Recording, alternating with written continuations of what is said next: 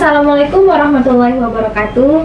Halo pendengar setia Lab Alpha FK Unhas, selamat datang di podcast Bingkai Sehat, bincang informasi kesehatan dan kekinian tentang kesehatan masyarakat.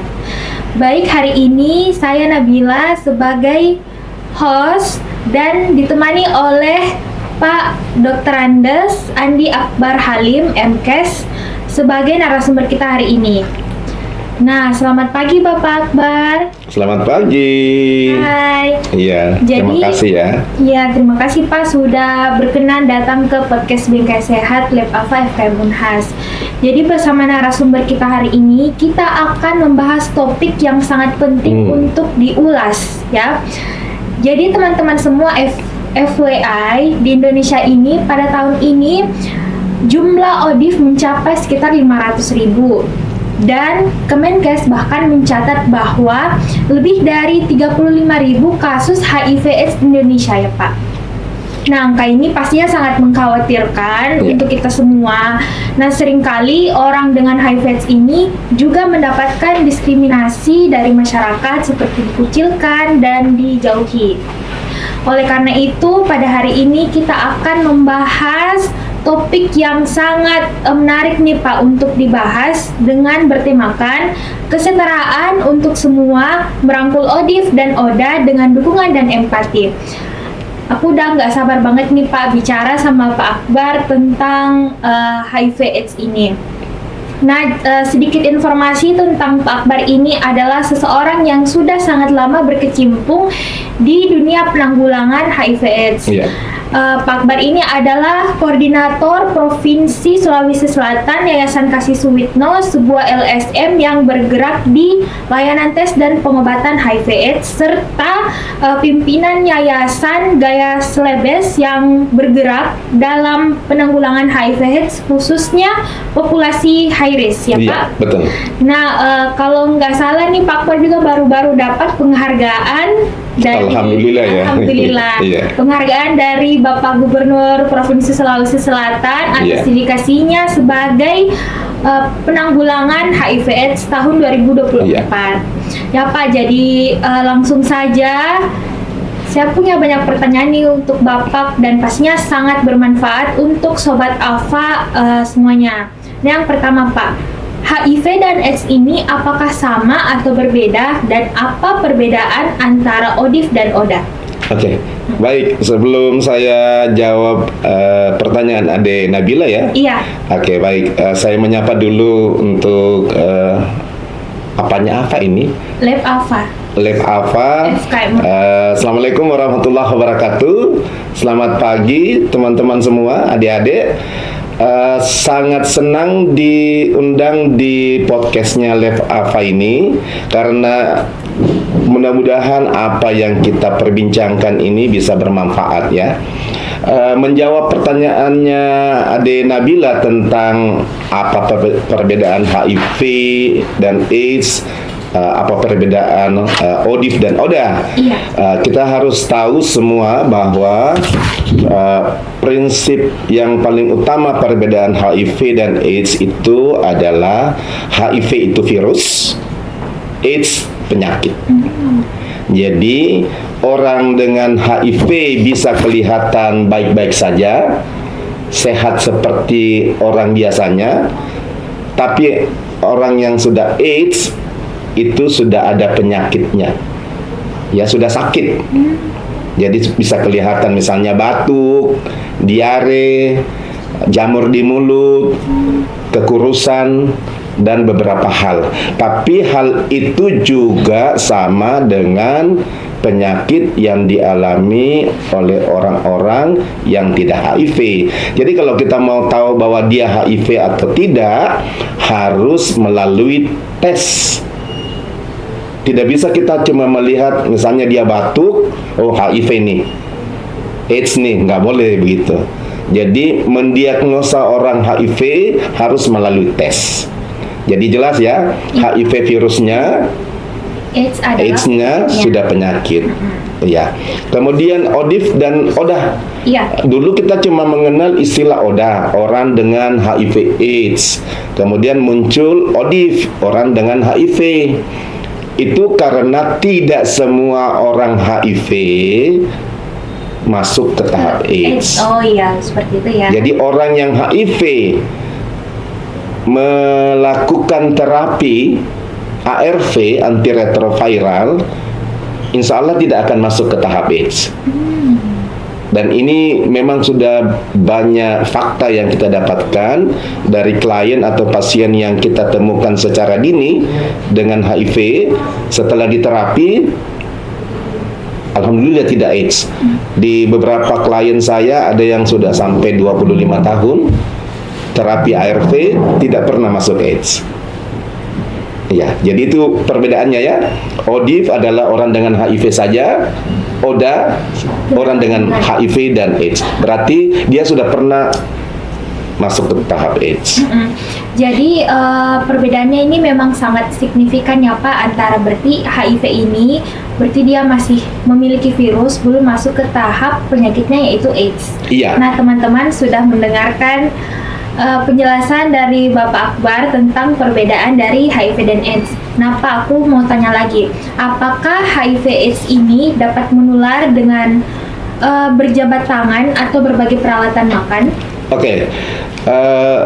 Itu tadi yang kita harus bahas dengan jelas, bahwa walaupun orang dengan HIV kelihatan biasa-biasa saja, tapi kalau dia berperilaku beresiko, bisa saja menularkan ke orang lain. Oh baik. Ya, Iya. jadi bukan saja orang AIDS. Kalau orang AIDS itu kan biasanya dia sudah terkapar, Iya. dirawat di Rumah sakit. ya di fasilitas kesehatan. Kalau orang AIDS ini kan kelihatan sehat, orang HIV ini kelihatan sehat-sehat saja. Ya. Jadi dia bisa mobilisasinya bisa kemana-mana saja kan, sehingga dia bisa menularkan ke orang lain.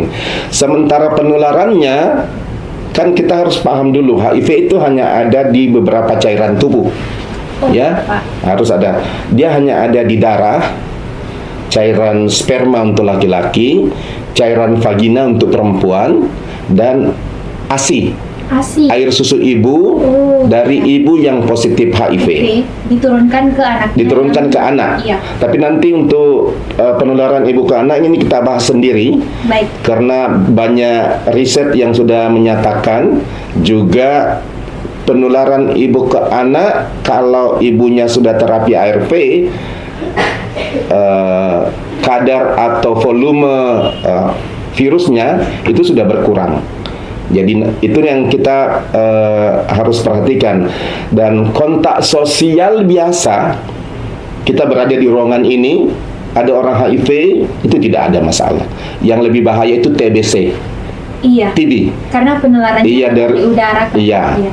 Kalau di HIV kontak sosial biasa, berpelukan, makan bersama, tidur bersama-sama juga tidak apa-apa, ya.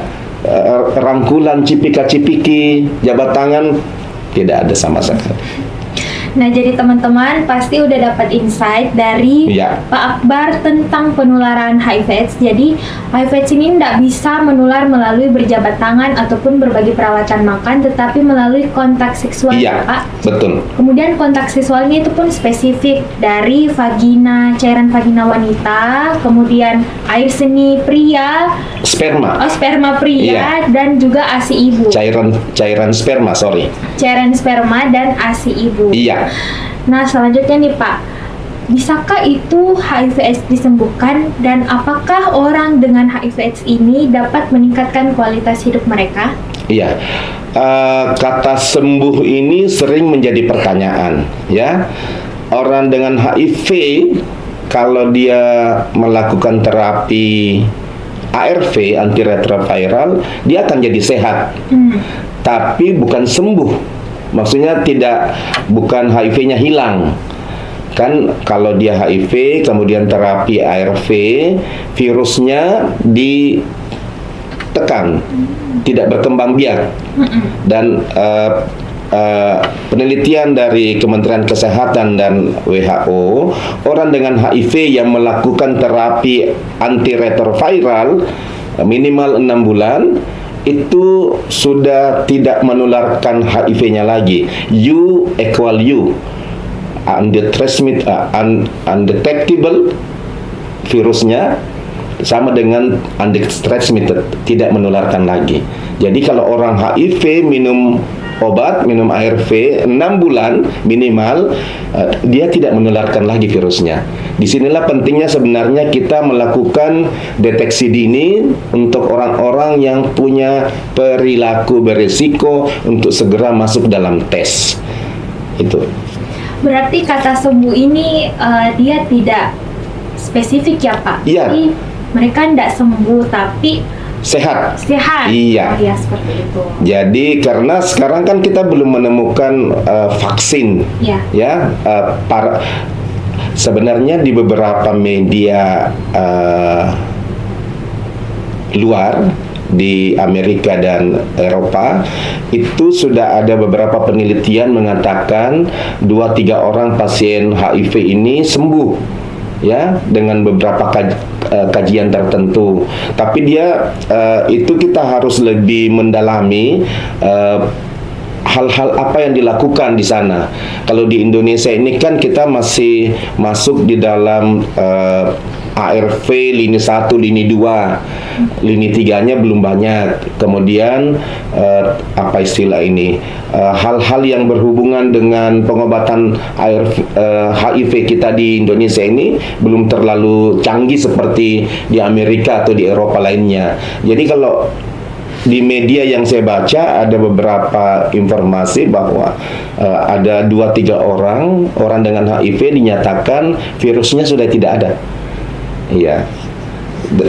Baik, jadi perkembangan pengobatan HIV/AIDS di Indonesia ini belum baik ya Pak atau bagaimana? Sebenarnya kalau dikatakan belum baik, sebenarnya juga sudah baik ya. Karena kita sudah punya banyak pengalaman, sudah banyak fakta-fakta bahwa orang dengan HIV yang terapinya bagus, ya, hidupnya sehat, kemudian punya istri, punya anak, tidak menular. Punya anak, anaknya sehat, alhamdulillah, anaknya negatif, istrinya negatif. Iya. Oke, selanjutnya, apakah orang dengan HIV/AIDS yang rutin minum obat ini masih bisa menularkan virus? Ya, itu tadi yang saya sampaikan adik, bahwa penelitian atau kajian yang sudah dilakukan oleh WHO dan Kementerian Kesehatan bahwa orang yang patuh minum antiretroviral minimal 6 bulan, kemudian melakukan pemeriksaan viralotnya tidak terdeteksi, artinya jumlah virusnya sudah menurun, itu dianggapnya tidak menularkan lagi. Baik, Pak. Ya, jadi orang yang 6 bulan minimal nih.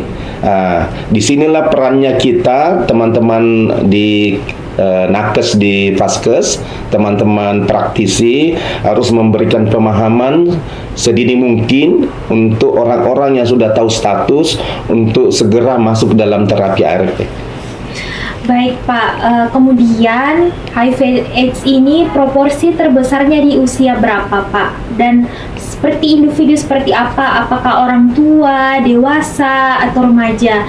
Dan penularannya rentan karena apa? Dan apakah ada cara pencegahannya Pak? Oke, kalau kita tanya dari kelompok umur, memang ini kita cukup prihatin, ya. Iya. Kita cukup prihatin dari data Kementerian Kesehatan tadi yang adik sampaikan itu, bahwa di Indonesia ada sekitar 500-an ribu, ya. Kita tarik ke Provinsi Sulawesi Selatan. Di Provinsi Sulawesi Selatan ini kalau dari catatan kami, pengamatan saya, kurang lebih 26 ribu. 26 ribu. Dia itu akumulatif ya. Akumulatif mulai pencatatan tahun 2005 sampai sekarang. Ya, kalau grafiknya dari tahun ke tahun bisa didapatkan antara 1.500 sampai 2.000 temuan kasus dari tahun ke tahun. Itu agak-agak apa itu? Dia grafiknya kadang naik, kadang turun.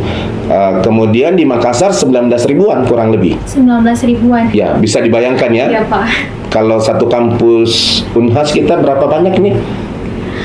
Juga bisa. Kalau dikumpulkan auditnya di sini, mungkin penuh kampus kita ya. 19 ribuan orang. Itu satu stadion itu. Oke. Jadi usia yang terbanyak 15 sampai 49 tahun. 15 sampai 40. Itu usia produktif. Usia produktif. Dan ada beberapa kasus didapat dari ibu ke anak. Sehingga kita juga punya kasus untuk anak. Ada anak dengan HIV. Ya. Di salah satu puskesmas saja, misalnya di puskesmas Ujung Pandang Baru ada 60-an lebih anak yang lagi terapi. Ini yang dicatat loh. Terapi ARV karena dapat dari ibu. Dapat dari ibu. Kemudian dari sisi penularan, cara penularan memang seks ya terbanyak. Tapi pernah kita mencatat di Makassar Sulawesi Selatan 2005-2007 kasus penularan itu terbanyak dari pengguna napsa suntik. Napsa suntik. Iya, itu catatan kami di 2005-2007. Tapi perlu diketahui juga bahwa saat itu yang melalui hubungan seksual beresiko itu silent. Sampai sekarang kalau kita mau cari tahu bahwa yang terbanyak melalui hubungan seksual berisiko itu semuanya tertutup. Karena perilaku berisikonya orang dari seksual itu sangat privasi. Kita sulit menemukan di mana dia melakukan hal itu. Ya. Berarti ini masalah kejujuran dari orang tersebut. Termasuk bagaimana kita mengedukasi masyarakat. Kampanye sosialisasi harus diperluas, ya. Dan yang jadi bahayanya karena tadi usia produktif tuh dan laki-laki. Oh, berarti ya 70-80% dari kasus itu adalah laki-laki. 70 sampai 80% dari kasus kita baik di Indonesia maupun di Sulawesi Selatan adalah laki-laki. Berarti sangat tinggi ya Pak kasus homoseksual dari laki-laki. Kalau bicara tentang orientasi seksualnya, konteks di Indonesia itu disebutnya laki-laki, seks laki-laki. Sudah jelas di dalamnya pasti ada homoseksual. Tapi yang harus diantisipasi dari sisi orientasi seksual manusia, di situ juga ada biseksual. Ya, yang kita ini agak tabu bicara tentang seksualitas. Belum lagi yang merasa dirinya hetero, tapi ternyata juga ada pengalaman mendapatkan layanan seks dari laki-laki. Jadi ini yang membuat agak sulit kita mengintervensi yang namanya laki-laki, seks laki-laki di Indonesia. Ya, karena secara normatif masyarakat menganggap itu homoseksual, tapi faktanya tidak demikian. Ya. Berarti yang kebanyakan juga biseksual ada Pak? Iya, buktinya adalah kenapa kasus kita juga mulai meningkat di ibu rumah tangga. Betul. Ya, di mana ibu rumah tangga ini hanya melayani suami. Dapat dari mana ibu rumah tangga kita ini? Kasusnya mungkin memang ada dari perilaku perempuan atau istri itu sebelumnya atau bagaimana ya, tapi ya pada umumnya merasa bilang saya nggak punya pasangan seks lain ya, saya hanya dengan suami. Pertanyaannya suami dapat dari mana? Kalau bukan dari perempuan lain, mungkin dengan laki-laki. Dan tidak akan mungkin, agak berat rasanya suami menyatakan bahwa ya saya juga berhubungan seks dengan laki-laki. Kalau tadi kan Bapak bilang umur 15 sampai 49 tahun.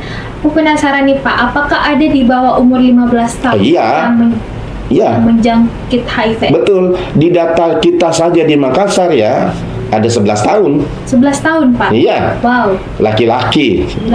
Nggak ditanya dari mana dapatnya anak 11 tahun tuh. Bukan dari ibu ke anak ya.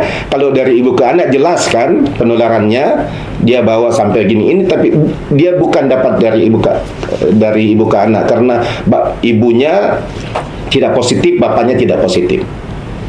Berarti dari perilaku beresikonya ya.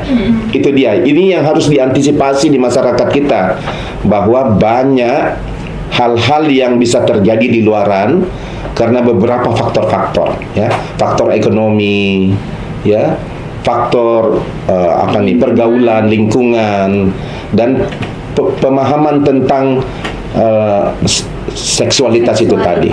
Iya. Karena memang di Indonesia ini masalah seksualitas itu adalah masalah yang sangat privasi, Pak. Betul, tabu ya. Iya, tabu, dan orang kejujurannya itu sulit untuk terbuka. Tuh. Masalah penularan HIV/AIDS itu juga banyak ya di masalah itu. Nah, selanjutnya Pak, aku juga mau bertanya, apakah menggunakan alat kontrasepsi itu dapat menjamin dapat terlindung dari HIV/AIDS? Oke, kita mulai bicara ke hal-hal yang sedikit sensitif nih. Bicara tentang alat kontrasepsi. Saya mau menyatakan begini. Kondom itu adalah alternatif yang kesekian untuk kita bicarakan di orang-orang yang punya faktor resiko, ya. Di dalam prinsip pencegahan HIV yang kita pakai ada konsep ABCDE. A, abstinence, artinya jangan dulu melakukan hubungan beresiko sebelum waktunya. Ya, kan sekarang ya kita sudah paham ya, remaja kita banyak melakukan praktek-praktek hubungan seks sebelum menikah. Sementara kan secara agama kita juga tidak menganjurkan itu. Budaya juga tidak. Tapi faktanya di lapangan banyak. Bukti-buktinya banyak yang hamil di luar nikah. Ya, hamil tidak diinginkan. Iya. Ya, itu satu. Abstinensia, jangan dulu. Kemudian B, be faithful. Kalau sudah punya pasangan, sudah punya suami istri, setialah berdua-duanya. Ya, setia. Yang ketiga, kalau tidak bisa A, tidak bisa B, baru kita bilang, oh kalau begitu daripada kamu membawa penyakit pulang ke rumah, menulari ini, pakai alatnya. Kondom. Iya. Cuma ya ini harus kita mempersamakan persepsi kita, pola pikir kita, bahwa kita bukan mensosialisasikan untuk atau mengajak orang melakukan zina, ya, karena kita ajari orang atau tidak diajari orang, perilaku itu juga dilakukan, ya. Prostitusi sejak zaman dahulu kala sudah ada sebelum kita muncul nih, ya. Nenek moyang kita, nenek-nenek kita tahunya sebelum lahir. Kalau di Makassar ini kan tidak ada lokalisasi ya, tapi ada lokasi. Iya. Orang pada tahu semua Jalan Nusantara itu tempatnya hiburan malam. Dan kalau orang lewat mulai menjelang maghrib, kan kenapa banyak ya orang-orang di jalan yang memanggil-manggil orang singgah begitu. Jadi itu yang harus diperhatikan. Jadi alat kontrasepsi yang untuk mencegah, saya bicara pendekatan kesehatan masyarakat ya. Kalau bicara tentang bagaimana menyadarkan orang secara agama, dosa dan segalanya, biarlah para ulama kita yang memerankan itu. Karena saya adalah praktisi, saya adalah public health, saya lebih banyak menyorot tentang pendekatan kesehatan masyarakat. Dan kondom adalah alat kesehatan yang digunakan oleh pemerintah secara sah. Kondom itu bukan ilegal, kondom itu legal. Kementerian Kesehatan mendistribusi kondom ke Paskes. Cuma memang ada SOP yang bagaimana, siapa-siapa yang perlu. Kalau kita minta kondom di puskesmas, ditanya, Anda sudah menikah? Ya kalau belum menikah ya untuk apa? Gitu. Jadi memang harus diawasi. Dan ini tadi, mungkin yang tadi ada sampaikan ini, ada Nabila sampaikan, bagaimana kita membicarakan, mengkomunikasikan tentang pendidikan seks ya, yang baik dan benar kepada anak-anak dan generasi muda kita. Karena itu tadi tabu, dianggap tabu, sehingga banyak anak-anak kita agak bingung atau salah mendapatkan informasi untuk seksualitasnya. Ini yang perlu kita tekankan di sini sebenarnya. Ya. Nah, berarti alat kontrasepsi ini tidak menjamin kita bisa terlindungi dari HIV/AIDS, tapi bisa mencegah, Pak. Oke, ya, memang kondom itu banyak yang mempertanyakan, ya. Tapi efektivitas kondom di dalam mencegah penularan jika digunakan dengan baik dan benar itu 90% lebih. 90% lebih Iya, melindungi. melindungi. Bisa mencegah HIV, bisa mencegah IMS. Oh ya. Ya, itu kalau digunakan secara baik dan benar. Benar ya. Tapi kan banyak orang karena sangat permisif, sangat tertutup, dia tidak belajar menggunakan kondom yang baik dan benar, sehingga muncullah bermacam-macam informasi yang kita dapat. Kondom bocor, Iya. kondom berpori, kondom tidak bagus dan seterusnya. Ini yang perlu dievaluasi dengan baik, bahwa kondom itu sebenarnya alat kontrasepsi yang cukup efektif. Sekarang juga ada namanya PrEP, adik. PrEP, prophylaxis expure pajanan. Jadi ini bisa mencegah orang untuk tidak tertular HIV. Jadi ini diminum kayak obat. Oh Ya, Pak. ada yang harus diminum tiap hari, ada yang diminum event. Nanti kalau misalnya ada tata caranya, misalnya dua hari sebelum merencanakan berperilaku berisiko, itu sudah diminum. Tapi ini kan kadang-kadang agak repot ya, karena kalau yang namanya merencanakan berperilaku berisiko itu kan kadang-kadang accident, tiba-tiba muncul. Iya, Pak. Ya, jadi agak-agak repot. Kalau yang ada sekarang ini yang daily, yang tiap hari, itu diminum. Jadi selain kondom, ada namanya PrEP sekarang, dan itu lebih kepada populasi kunci. Populasi kunci Iya, yang diberikan. Iya. Berarti pencegahannya sudah kita tahu, bisa menggunakan kondom dan juga bisa dengan PrEP. Iya, PrEP ini tidak mencegah IMS ya. Tapi PrEP ini cuman hanya dapat didapatkan oleh populasi kunci dari HIV/AIDS itu sendiri. Iya, dan itu hanya tersedia di sarana kesehatan saja, di puskesmas. Iya. Oke, selanjutnya Pak, ciri-ciri terinfeksi HIV/AIDS itu bagaimana dan apakah kita bisa lihat secara kasat mata? Oke, ini juga sering jadi pertanyaan ke saya nih, ciri-ciri orang HIV. Tadi sudah saya sampaikan, teman-teman ini followersnya Lab AFA ya, tidak ada ciri-cirinya orang HIV. Orang HIV tidak ada ciri-cirinya. Ya. Berarti orang yang sehat ya? Iya, karena tadi saya sudah bilang kan, HIV itu virus saja. Virus. Ya, dia hanya ada virus dalam tubuhnya. Nanti kalau dia sudah antibodinya menurun, sudah masuk dalam tahap AIDS, baru bisa kelihatan ciri-cirinya. Berarti ini masa pelatihan penyakitnya itu bertahun-tahun? Iya, kalau di teori bilang 2-5 tahun. Ya, orang HIV akan masuk ke AIDS. Tapi itu juga tergantung dari pola hidup orang tersebut. Nah, kalau kita di Indonesia, karena banyak orang tidak sadar dengan perilakunya, nanti sakit baru datang ke sarana kesehatan, sehingga baru dia didiagnosa bahwa ini sudah AIDS nih. Ya, makanya sekarang program pemerintah adalah mendeteksi dini secara menyeluruh ke populasi kunci yang beresiko, dibawa segera masuk ke layanan, dites. Kalau positif ARV, kalau negatif PrEP atau kondom. Iya. Jadi sekarang di Vaskes ini sudah strateginya sudah bagus ya. Kalau positif gunakan PrEP, gunakan HRV supaya kalau dia patuh 6 bulan, dia tidak menularkan lagi virusnya. Kalau dia negatif tapi masih berperilaku beresiko terus, gunakan kondom dan PrEP. Oke, sudah sangat jelas ya teman-teman semuanya. Jadi HIV itu sebenarnya tidak ada ciri fisik atau kasat mata yang dapat kita Betul. lihat, tapi harus dites ke layanan kesehatan. Betul. Pak, tapi semua orang itu tidak mau tes HIV karena yang kita tahu seperti tadi itu ada kata tabu di masyarakat kita. Iya, ini jadi masalah di kita memang karena HIV masih tinggi stigma dan diskriminasi.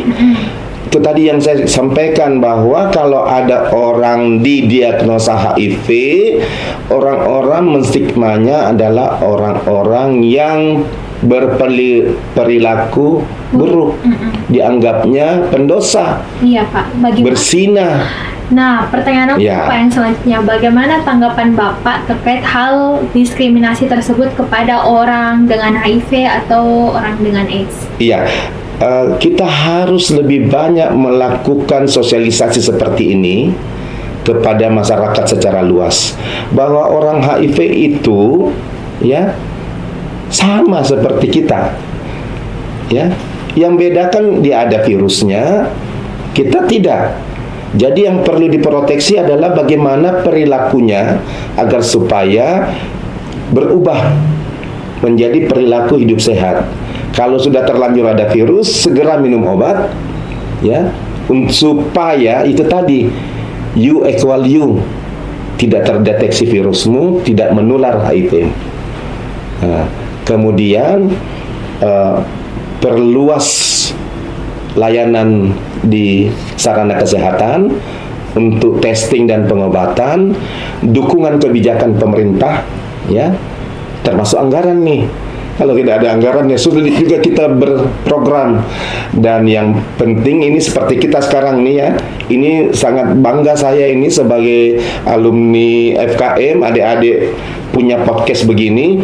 Ini harus semua fakultas masuk dalam kurikulum Oh iya, HIV dan AIDS. AIDS-nya, NAPSA. Ya, kalau di FKM kita itu alhamdulillah sudah masukkan, harusnya masuk ke seluruh, karena fakta sudah menyatakan usia 15-45 tahun mungkin saja juga ada mahasiswa-mahasiswa kita ya. Iya. Nggak bisa kita pungkiri itu ya. Dan kalau ditanya apa betul? Ya, kalau kita mau telusuri data by name by address akan kita dapat, oh, mahasiswa A, mahasiswa B, mahasiswa C. Cuma karena namanya konfidensial, kita tidak bisa telusuri by name by address, ya. Pak, aku mau tanya sedikit. Kalau di Unhas sendiri, apakah ada Pak orang yang mengidap HIV? Kalau kita melakukan sosialisasi tes menyeluruh, yakin dan percaya pasti ada. Dan tadi saya juga katakan data Makassar yang 19.000 itu, kalau kita telusuri by name by address di Dinas Kesehatan pasti ada. Ya, karena mahasiswa Unhas ini kan ribuan ya. Iya Pak. Ribuan. Dan usia produktif yang 15 tahun itu ya Pasti ada kan? pasti ada. Ya, dan inilah yang mungkin yang perlu dilakukan sosialisasi masif, secara masif kepada generasi muda kita, ya. Karena sebagai praktisi yang sudah cukup lama, saya 30 tahunan begitu, harus sustain, harus berkesinambungan, berkelanjutan. Yang jadi susahnya ini karena kadernya kurang. Kader-kader untuk jadi relawan ini kurang. Harusnya kita masuk ke SMP, ke SMA, ke perguruan tinggi, masuk ke organisasi-organisasi. Ya, kalau sekarang kan pemerintah lagi marak-maraknya sosialisasi stunting. Iya. Ya, coba dulu kayak COVID. Kalau Ya, COVID diserbu begitu, HIV diserbu, NAPSA diserbu begitu, saya yakin pasti orang semua akan wake up, akan menjadi bangun ya. gitu ya. Ini sekarang banyak orang tidak mau peduli karena dia pikir lah, saya kan biasa. Tapi gimana tadi itu yang kalau misalnya saya bilang kita lemah dalam hal sosialisasi, kita lemah dalam hal edukasi, terutama pendidikan seksualitas, ya. Bicara orientasi seks saja bilang, kamu orientasimu apa? Pasti semuanya bilang, oh saya hetero. Mana ada orang mau mengaku saya homo? gitu. Ya mungkin ada ya, tapi kalau mau menurut satu orang 1000 di antara satu di antara 1000 orang, semuanya mau dianggap norma gitu. Padahal faktanya di lapangan yang laki-laki seks laki-laki itu tadi gimana tuh? Jadi ini yang perlu kita tata dengan baik gitu. Nah Pak, terkait tadi kan kurangnya sosialisasi dan kesehatan yang berperan di masyarakat. Tapi kan selain itu Bapak juga aktif di LSM dan NGO. Iya. Nah kegiatan-kegiatan apa yang sudah Bapak lakukan di LSM ataupun NGO dan dampak apa yang mereka dapatkan? Ya, alhamdulillahnya ini kalau di Sulsel memang cukup marak aktivitas teman-teman NGO, tapi cuma di Makassar. Tidak. Sementara pemerataan distribusi kasus HIV di Sulsel ini sudah seluruh kabupaten kota. Coba bayangkan kurang lebih 26.000 itu ada di Makassar, ada di Goa, ada di Palopo, semua kabupaten kota sudah punya data. Ya. Aktivitas LSM-nya cuma banyak di Makassar. Di Makassar ini segmentasi sudah terbagi dengan 4 atau 5 LSM. Kebetulan di LSM saya praktisi di salah satu LSM yang isunya untuk populasi kunci beresiko. Itu tadi laki-laki seks laki-laki, transgender atau waria, dan pengguna nafsa suntik. Nah, juga ada untuk pekerja seks perempuan. Juga ada untuk pelanggan high risk men. Tapi untuk masyarakat umum ini masih kurang masif dilakukan. Mungkin harus ada organisasi tertentu yang kita harus berbagi peran ya, karena kan nggak mungkin seluruh aktivitas itu diserahkan oleh satu lembaga. Harusnya lembaga-lembaga lain juga turut berperan, mulai dari kelurahan, RT RW turunlah, supaya ya kayak program TB sekarang kan sudah masuk di kelurahan. Stunting tuh udah masuk sampai ke bawah. Harusnya HIV juga begitu, HIV nafsa gitu. Nah mungkin ini juga bisa jadi saran ya bagi pemerintah untuk memasifkan peran kader ya di seluruh daerah di Sulawesi Selatan, khususnya di daerah Goa, Palopo ya Pak. Makassar. Ya. Kan Makassar tadi sudah banyak ya LSM dan NGO. Peringkat pertama dari jumlah kasus di Sulsel. Ya, tapi tidak merata ke seluruh kabupaten kota. Ya. Nah selanjutnya Pak, Bapak kan sudah sangat lama ya berkecimpung di dunia HIV/AIDS ini, sudah 30 tahunan. Betul. Nah, apakah ada pengalaman yang Bapak selalu ingat dan membekas hingga saat ini yang Bapak ingin sampaikan ke Odif? Iya, ini yang menjadi saya di terakhir-terakhir ini. Kan banyak yang tanya ke saya, Pak Akbar, kenapa masih banyak terjadi penularan diam-diam? Ya, karena stigma diskriminasi cukup tinggi. Orang dengan HIV itu banyak tidak membuka statusnya. Ya, kenapa banyak ibu rumah tangga tertular? Karena pasangannya tidak membuka status. Coba kalau dia membuka status, dia mau berobat, akan tertangani dengan baik. Jadi ini yang mengganggu pikiran saya, bagaimana orang-orang yang dengan HIV ini mau berterus terang, bukan di publik ya, bukan di publik, kepada pasangannya lah, ya, untuk dengan jujur mengatakan saya orang HIV, sehingga dia bisa melakukan proteksi-proteksi, ya, termasuk ini tadi masyarakat harus diajarin. Ya, kita tidak mengajar masyarakat untuk melakukan zina, ya, berganti-ganti pasangan. Tapi faktanya di lapangan gimana tuh? Itu diajarin, proteksi dirimu, pakai kontrasepsi. Karena kalau tidak, kamu berhubungan dengan orang dengan HIV di luar, akan kamu bawa masuk ke dalam rumah tanggamu. Kan gimana? Betul, Pak. Ya, masalah kita nanti perempuan dan anak.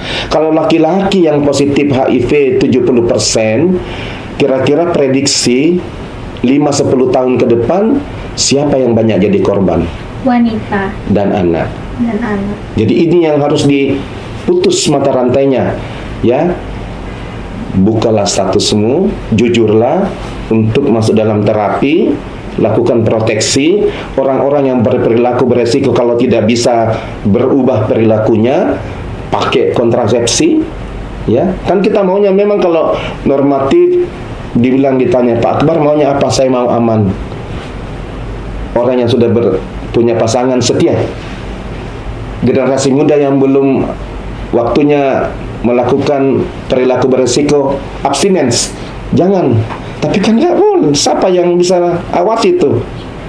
Ya, selama namanya dunia ini kan ada hitam, ada putih, ada abu-abu. Itu dia yang agak sulit bagi kita ini.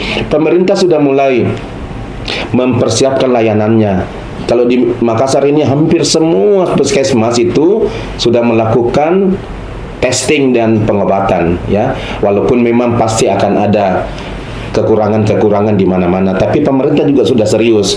Yang perlu diperhatikan ini adalah kebijakan pemerintah daerah untuk melakukan penganggaran.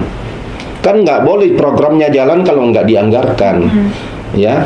Stunting dianggarkan, ayo anggarkan juga HIV AIDS nafsa, ya. Karena kasusnya juga semakin meningkat. Iya, bisa dibayangkan kita sudah 26 ribuan loh Sulawesi Selatan, dan saya yakin itu yang tercatat. Sementara HIV AIDS itu fenomena gunung es. Yang tercatat 26 ribu di sini di atas. Yang tidak tercatat ada di bawah sini.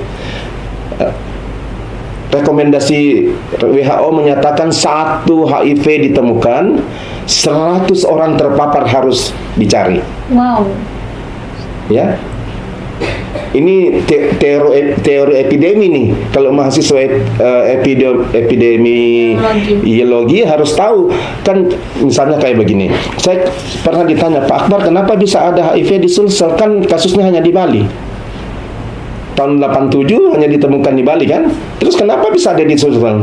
Di Sulsel mulai ditemukan 96 tuh. Saya ingat betul karena kasusnya langsung diangkat ke media. 87 ke 96 berapa tahun tuh? Kurang lebih 9-10 tahun ya. Iya. Itu karena kenapa? Kan kalau kita pikir lah, bisanya itu, nah itu HIV tidak menular melalui udara, tidak menular melalui apa gitu kan. Tapi yang perlu kita tahu secara epidemiologi, manusia ini kan berinteraksi satu sama lain. Di Bali ada orang Sulsel enggak? Pastinya ada. Ada. Orang Bali bisa jalan ke Sulsel enggak? Bisa. Itu baru perumpamaan ini. Tapi bagaimana dengan kompleksitas Indonesia dan dunia? Ya, kalau bilang dari tahun berapa? 81 AIDS baru ditemukan. Di mana ditemukan? Oh, Amerika Latin. 81 ditemukan di sana, terus 87 sudah ada di Bali. Walaupun waktu kasus itu adalah kasus wisatawan ya. Itu lagi 87 kan wisatawan, bukan orang Indonesia. Terus kenapa sekarang udah banyak bayi-bayi kita yang tertular?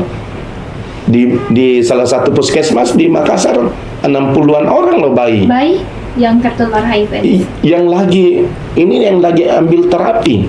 Yang tidak ambil terapi gimana? Bayinya itu umur berapa, Pak? Ya, mungkin baru lahir sampai 2-3 tahun. Dianggap bayi. Ini dari penularan ibu ke anak. Rata-rata ibu ke anak kalau bayi ya. Tapi yang 11 tahun tadi itu bukan ibu ke anak. Ya. Karena disinilah pentingnya, karena sekarang program pemerintah sudah ada kan pencegahan dari ibu ke anak. Semua ibu hamil yang datang memeriksakan kehamilannya sampai dia mau melahirkan diperiksa HIV, supaya masuk pengobatan. Kalau masuk obat, insya Allah 6 bulan berobat tidak menular ke anak gitu. Oke Pak, sudah sangat jelas ya teman-teman informasinya dari Pak Akbar terkait apa pesan-pesan yang ia inginkan kepada orang dengan HIV/AIDS ini. Iya. Oke, selanjutnya Pak, kan kita ini sangat masif sekali era digital, dan di sini mungkin penyebabnya dari tontonan film porno Iya, yang betul. mengakibatkan anak-anak bisa melihat dan mencontoh sehingga akhirnya mau melakukan tindakan tersebut. Nah, sebagai mahasiswa, Pak, apa peran yang dapat kita lakukan dalam mencegah juga merespon jika kita kenal dengan orang ODIF dan ODA? Iya, Karena ini kan masalah di stigma dan diskriminasi ya. betul. Memang sekarang pengaruh media sosial digital itu sangat besar pengaruhnya, terutama tentang bagaimana kebijakan untuk membatasi akses masuk ke pornografi. Situs-situs pornografi itu kan sebenarnya perannya pemerintah di situ lebih besar. Tapi kalau saya, selain itu kita juga harus mengkanter dengan banyak kayak sekarang ini ya, podcast atau media sosial yang memberikan informasi yang lebih baik dan benar ke masyarakat, ya. Kita lawan. Jadi kalau dunia hitam membanjiri sesuatu wilayah, harus dilawan dengan dunia putih, gitu. Jadi para pakar-pakar kita, para pakar-pakar IT kita ya, teman-teman di broadcasting kita juga harus selalu mengkampanyekan ini, ya. Karena orang melakukan stigma diskriminasi itu karena ketidaktahuan. Ya, saya berharap adik-adik di sini yang sudah mulai terpapar informasi, sudah mulai sedikit merubah mindsetnya, kemudian empatinya sudah mulai main bahwa oh ternyata begitu Cipale, tidak ada masalah. Ya. Tidak ada perbedaan antara kita dengan orang. Yang buat kita jadi ini, kalau saya hanya mau menekankan, HIV itu menular karena perilaku berisiko. Kalau perilaku berisikonya ini ditekan, insya Allah tidak ada penularan, ya. Sehingga kalau stigma diskriminasi ini kita tanya, ini karena masih mindsetnya orang tadi, pola pikirnya orang bahwa orang yang tertular HIV pendosa, ya. Orang yang karena dia dianggap pendosa, dia tidak layak berada di sekitar kita, sehingga terjadilah diskriminasi. Iya. Ya, dan ini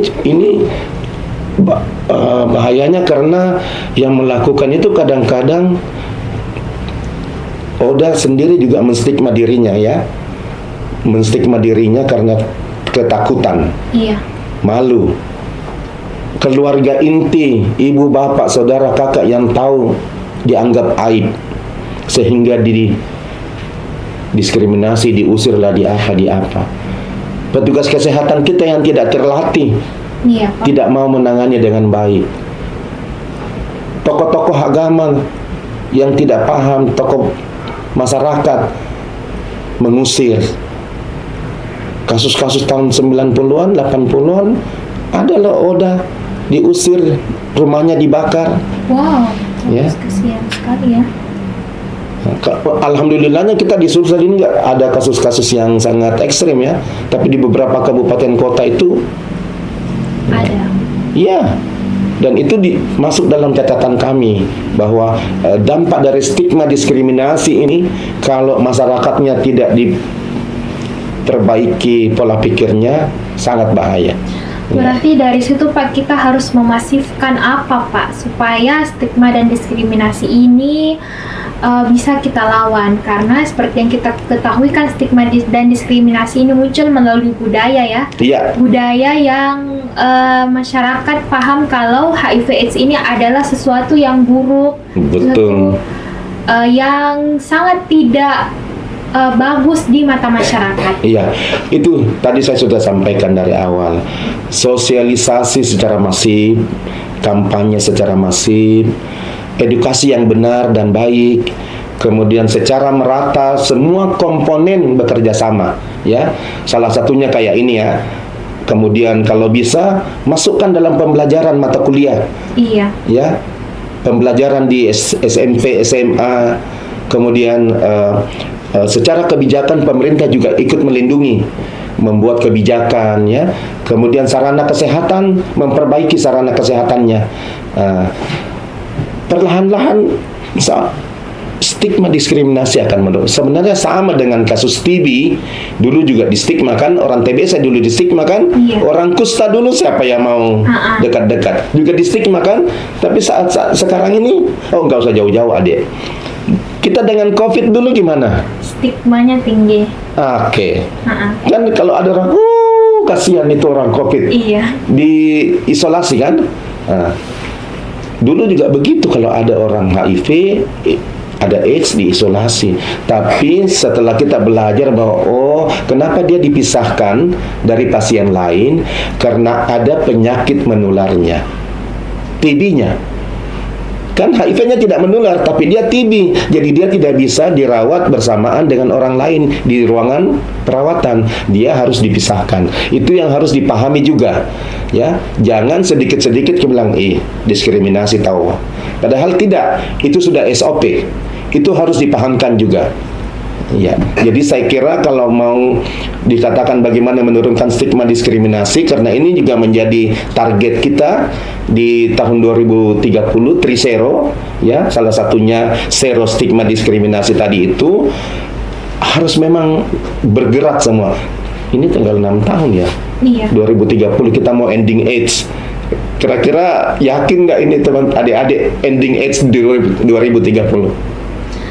Kalau semua komponen sama pasti bisa, Pak. Kalau gerakannya seperti gerakan COVID, pasti bisa kan, yang dimasifkan semua itu pasti bisa. Iya, saya kira itu ada. Tadi juga kita bahas mengenai pembelajaran di SMP dan SMA. Saya kira ini kan belum masuk sebenarnya, tentang pembahasan HIV/AIDS ini belum masuk di kurikulumnya mereka kan. Nah, jadi ini menjadi hal yang tabu bagi anak-anak tentang pembahasan HIV/AIDS. Mungkin ini juga bisa menjadi saran bagi pemerintah kurikulum untuk memasukkan materi-materi ataupun pembelajaran ya Pak tentang HIV/AIDS. Ini kan memang juga harus dipikirkan dengan baik dengan pakar-pakar pendidikan kita ya. Kalau misalnya dia agak-agak sensitif dengan isu-isu sex education itu, pendidikan seksual, tapi kan bisa dimasukkan ke KESPRO ya, kesehatan reproduksi, pembelajaran biologi misalnya. Dulu saya ingat saya angkatan 80-an di SMA, kalau sudah bicara tentang kesehatan reproduksi, orang sudah mulai agak-agak ya sensitif, tabu, karena memang kita nggak dapat di keluarga, di rumah oleh ibu bapak nggak dapat ya. Jadi saran saya, kalaupun tidak mau secara vulgar bilang mata kuliah HIV/AIDS, mungkin bisa menjadi subbagian untuk pendidikan KESPRO, kesehatan reproduksi, atau pembelajaran biologi lah untuk di SMP, di SMA. Tapi kalau di mahasiswa itu sudah, menurut saya sudah harus. Apalagi kayak mahasiswa kesehatan masyarakat, kedokteran, farmasi, ya, sekolah tinggi kesehatan, wajiblah itu HIV/AIDS nafsa dimasukkan sebagai pembelajaran mata kuliah. Nah, kita ini sekarang masih membahas mengenai masalah stigma. Nah, apa pesan yang dapat Bapak berikan kepada Sobat Alfa supaya kita bisa menemukan rasa empati dan peduli terhadap ODIF maupun ODA? Oke. Untuk Sobat Alfa, memang tidak gampang seperti membalikkan telapak tangan ya, untuk kita bisa langsung berempati. Ya, empati itu muncul jika kita sudah punya mindset yang benar. Ya, kita punya informasi HIV/AIDS yang benar. Saya melihat di dunia pendidikan, misalnya ke anak-anak mahasiswa, karena kebetulan juga saya mengajar di jurusan EPID ya. Kadang-kadang berkali-kali saya sudah bilang, tolong jangan dibilang lagi penderita HIV, karena dia, teman-teman HIV bilang, saya nggak menderita kok, Saya cuma ada HIV, saya pengidap. Pengidap ya Pak. Iya, saya pengidap atau penyintas kalau Penyintas. COVID dulu kan. Iya. Ya, kalau dia sudah AIDS mungkin pernah dia ngerasakan, ya. Sehingga ini juga yang bisa menimbulkan rasa empati kita. Rasa empati kita itu muncul pada saat kan kita empati itu ikut merasakan apa yang dia alami, bukan ikut larut. Misalnya kalau misalnya dia menangis, kita malah juga ikut, bukan itu maksudnya, tapi kita bisa memahami kan. Jadi empati itu harus terasah. Nah, kalau mau terasah, carilah informasi yang benar, jangan mitos yang berkembang bahwa HIV itu penyakit kutukan, ya. Kutukan HIV itu penyakit homoseksual, HIV itu tidak akan sembuh, HIV itu penyakitnya orang kurus. Kasihan orang kurus tuh, padahal banyak orang diet mau kurus.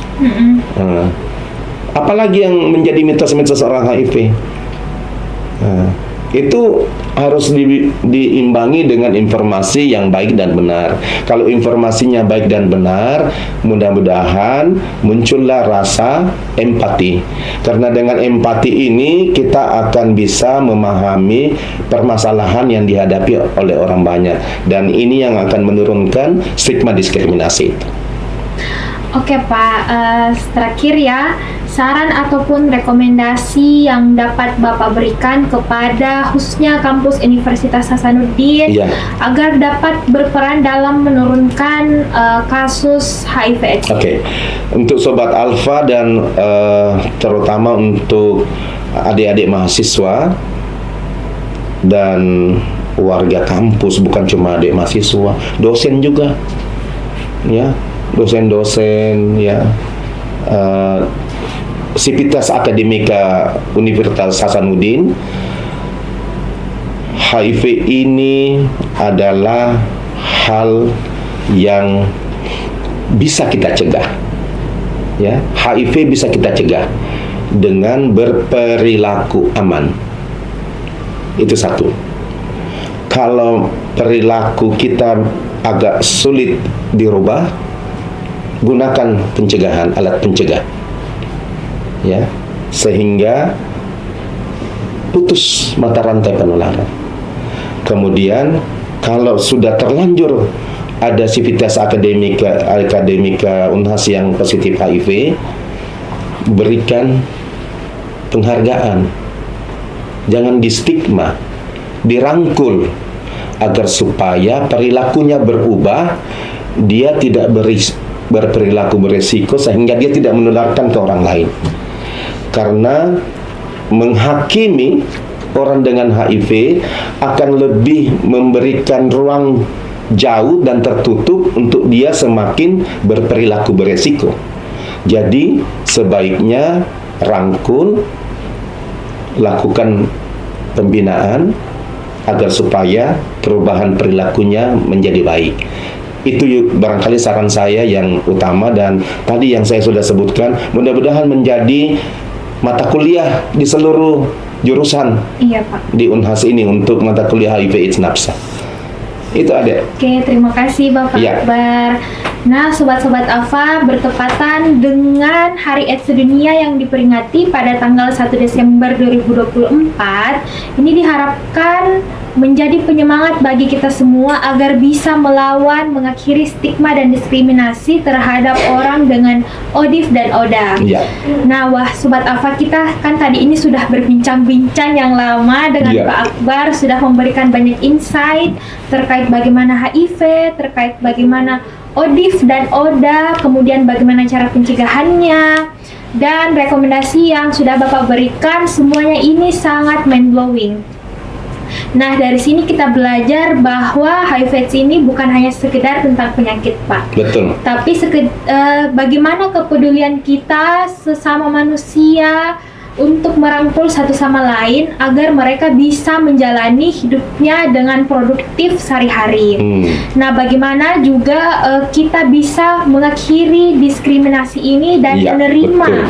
orang dengan HIV ataupun AIDS agar dapat bekerja sama dalam kehidupan sehari-hari, karena seperti yang kita ketahui ODIF dan ODA ini kan tidak dapat tersebar ya melalui udara seperti TB, tapi hanya dapat melalui kontak seksual. Jadi jangan kita pernah merasa jijik ataupun mendiskriminasi orang-orang dengan ODIF maupun ODA. Nah, semoga obrolan kita hari ini menjadi langkah kecil bagi kita semua agar semua masyarakat dapat memberikan empati, bersuportif dan semangat dalam mengakhiri stigma dan diskriminasi pada ODIF maupun ODA. Nah, ingat Sobat Afa, setiap tindakan kecil yang kita lakukan, apapun bahasa yang kita keluarkan kepada orang lain, mungkin itu dapat berdampak negatif bagi mereka. Nah, oke, sampai sini saja bincang-bincang hari ini ya, Pak Akbar. Terima kasih. Ya, terima kasih banyak Pak sudah memberikan insight yang sangat bermanfaat bagi kita semua. Sampai jumpa di seri berikutnya dengan topik yang sangat menarik. Bye-bye Sobat Afa. Terima kasih. Kasih Ade. Kasih Pak. Iya.